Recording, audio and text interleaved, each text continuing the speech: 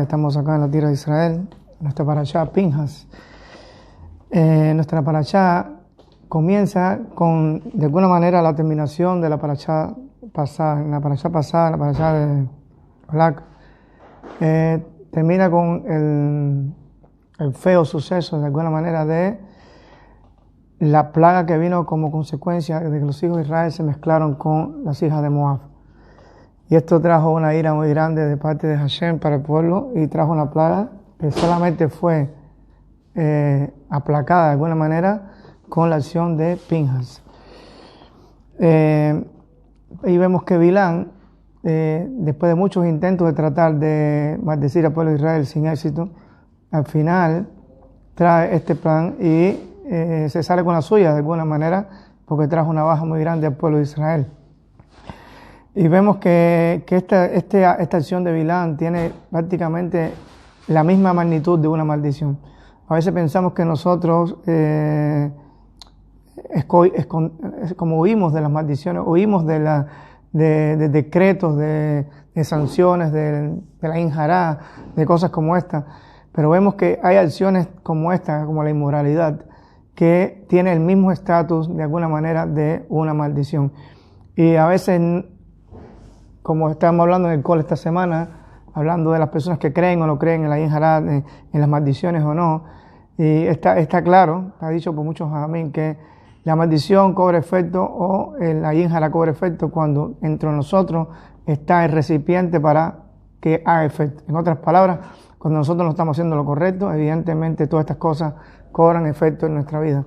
Pero cuando nosotros estamos andando por el camino correcto, como los intentos que hizo Bilán por maldecir al pueblo de Israel, estas cosas no cobran efecto.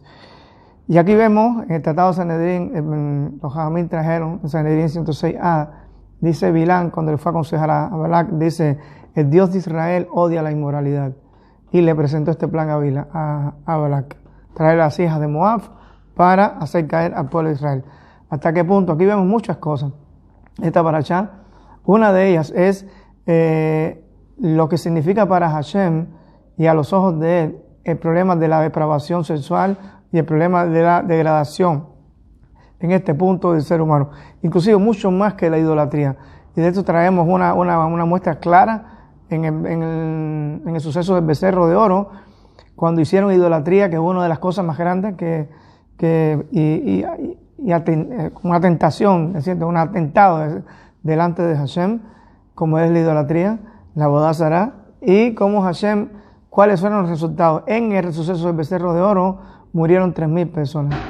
Y en el suceso de la inmoralidad, de la caída contra las hijas de Moab, inmoralidad sexual, murieron 24,000 personas en esta parada. Así que vemos que, por los números y las estadísticas, qué tan feo es a los ojos de Hashem este tema de la inmoralidad sexual. Que con respecto a la idolatría, los números hablan por sí mismos. 3,000 en becerro de oro y 24,000 en el pecado contra las hijas de Moab. Entonces, vino Pinhas y trajo, de alguna forma, paradójicamente, el shalom al pueblo de Israel. ¿Cuál fue el shalom del pueblo de Israel? Atravesar con una lanza no fue el promotor, pero a uno de los príncipes de los hijos de Israel, que estaba haciendo de una manera abierta esta depravación delante de todo el pueblo de Israel. Y esto iba a traer que el pueblo de Israel siguiera los pasos de esta manera. Y esto provocó una ira muy grande. Es decir, de una manera brusca, de una manera contradictoria, se trajo shalom. A veces que nosotros pensamos que el shalom viene solamente cuando hay ausencia de problemas, cuando hay que dejarse caer, por así decir, dejarse dar, por alguna manera. Pero no es así. ¿Qué podemos aprender de Pinhas en esta parashá? ¿Qué podemos aprender de todas estas cosas? Muchísimas cosas. En verdad podemos aprender muchísimas cosas. Pero una de las cosas que más podemos aprender, evidentemente, no es tomar decisiones a lo loco. Porque a veces vemos el caso de Pinhas, que tomó una decisión repentina y podríamos pensar que tomar decisiones a lo loco, o sea, pensarla y sin meditarla, podría ser algo a aprender en esta parashá. Y no, lejos de estar de esto. ¿Y qué otra cosa podemos aprender? Que podemos matar a las personas que no están haciendo la voluntad de Hashem. Shalom. Claramente que no. Nada de estas cosas. Siempre nosotros tenemos que tener en claro que cada paso que nosotros tenemos que meditarlo y pensarlo muy bien. Pero hay cosas en la vida que Dios nos está dando la oportunidad de hacer a veces, que si la pensamos mucho, si analizamos mucho, evidentemente no la logramos hacer. Tenemos un enemigo en común que se llama Yetzer Hará. Ese Yetzer Hará trabaja desde adentro y siempre está golpeándonos y confundiéndonos con pensamientos. Por eso hay medidas y hay decisiones que tomar en la vida a veces que si la pensamos mucho, entonces evidentemente si la hubiese pensado mucho en el caso de Pinja no hubiese tomado una decisión como la que tomó. Dios siempre en todo momento nos está dando oportunidades a nosotros para hacer este nivel de shalom, y la vida está completamente llena de oportunidades para poder crear este nivel de shalom y este acto de shalom con respecto a Hashem y nosotros. A veces vemos este mundo cambiado completamente, vemos este mundo lleno de errores, por así decirlo, de confusión, de cosas sin terminar, por así decirlo, pero todas esas son oportunidades que de alguna manera Hashem nos está regalando a nosotros para poder crear el shalom. El shalom, lejos del concepto de creer que el shalom es ausencia de problemas, ausencia de confusión, ausencia de guerra, ausencia de situaciones diversas y adversas, de conflictos. No, el shalom, lejos de esas cosas, el shalom es a veces hasta lo contrario. El shalom viene del verbo, del infinitivo leshalem. ¿Qué significa leshalem en hebreo? Pagar. Leshalem significa pagar. Cuando una persona va a pagar algo, significa vamos a hacer hasta sarech leshalem. Tú necesitas pagar. Por lo tanto, el shalom viene de completar y de devolver y de hacer un acto de nosotros que se espera de nosotros. Es algo que se espera que nosotros hagamos. Eso es el shalom. No es esperar que suceda algo para que los conflictos empiecen a salir de delante de nosotros, sino que nosotros tenemos que dar un paso hacia adelante y tomar una decisión, y eso es lo que se espera de nosotros. No es que quedemos bien con las demás personas, es que tenemos que hacer absolutamente algo. El shalom, en otras palabras, es hacer algo que solamente podemos hacer nosotros en la vida.